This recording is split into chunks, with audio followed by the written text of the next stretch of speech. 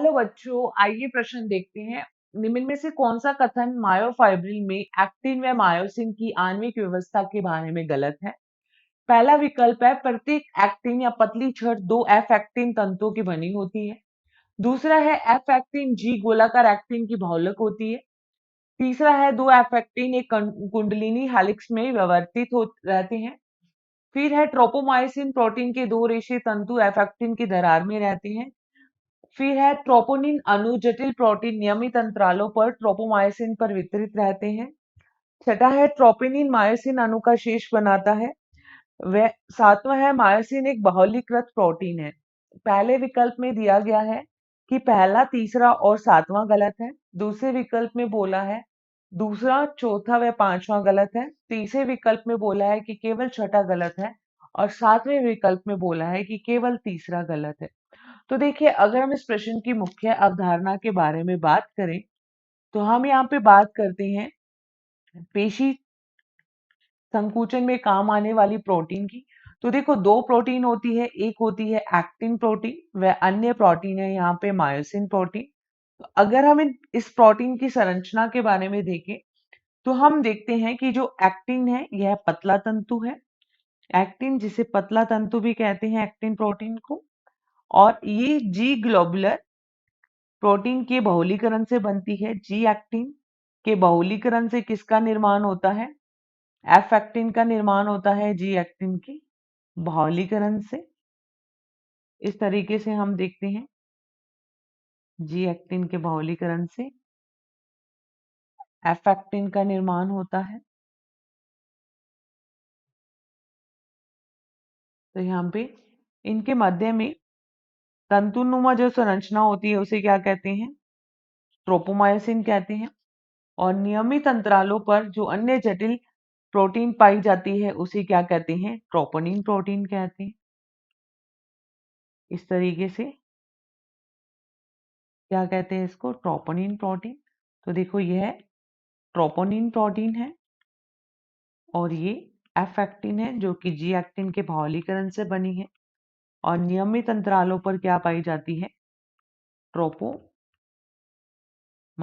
पाई जाती है। तो अगर हम यहाँ पे देखें मायोसिन प्रोटीन की संरचना, मायोसिन मायोसिन मायोसिन जिसे मोटा तंतु भी कहते हैं, और ये मायोसिन जो प्रोटीन है हम देखते हैं मेरोमायोसिन के बहुलीकरण से बनती है। मायोसिन प्रोटीन के दो भाग होते हैं। एक होता है सिर भाग, जिसे जो कि भारी भाग होता है, इसलिए इसे एचएमएम भी कहते हैं, हैवी मेरोमायोसिन। और ये इसका हल्का भाग है, पुच्छीय भाग, जिसको एलएमएम भी कहते हैं, लाइट मेरोमायोसिन। हम देखते हैं कि इसके सिर भाग के शीर्ष पर एक्टिन के बनने के लिए स्थल होते हैं, इसलिए इन्हें एक्टिन योजित स्थल भी कहते हैं। और यहाँ पे हम देखते हैं पार्श्व में एटीपी के बनने के लिए स्तर होते हैं, इसलिए इन्हें एटीपी बंधन स्थल कहते हैं। एटीपी बंधन स्थल। तो अब देखो, हम दिए गए विकल्प को देखते हैं। तो पहले विकल्प में बोला है कि प्रत्येक एक्टिन जो कि पतली छड़ वो दो एफ एक्टिन की तंतु की बनी होती है। बिल्कुल सही, अभी हमने संरचना में देखा दो एफ एक्टिन से एक्टिन तंतु बनता है, तो ये सही है।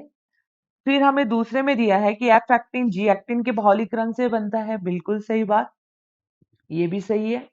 तीसरे में बोला गया है कि दो एफ एक्टिन एक कुंडलिनी या हेलिक्स में विवर्तित होते हैं, तो अभी हमने देखा ये दोनों एफ एक्टिन एक दूसरे पर हेलिकल के समान विवर्तित होते हैं, तो ये भी सही है। चौथे में दिया गया है कि ट्रोपोमायोसिन प्रोटीन जो है इसके रेशे एफ एक्टिन की दरार में रहते हैं, तो ये भी हमने अभी संरचना में देखा, तो यह भी सही है। फिर हमें दिया गया है कि ट्रोपोनिन जो अणु है यह नियमित अंतरालों पर पाए जाते हैं, तो यह भी सही है। फिर बोला गया है कि ट्रोपोनिन मायोसिन अणु का शेष बनाते हैं, तो ये गलत है। ट्रोपोनिन जो है वो मायोसिन अणु का शेष बनाते हैं, तो ये वाला विकल्प जो है वो गलत है। और फिर सातवां दिया गया है कि मायोसिन एक बहुलीकृत प्रोटीन है, तो बिल्कुल मायोसिन बहुलीकृत प्रोटीन होती है जो कि मेरोमायोसिन के बहुलीकरण से बनती है। तो यहाँ पे दिए गए 7 विकल्पों में केवल कौन सा विकल्प गलत है? केवल छठा विकल्प गलत है, जो कि छठा कथन गलत है जो कि तीसरे विकल्प में दिया गया है। तो इस प्रश्न का सही उत्तर आएगा केवल विकल्प तीसरा या सी।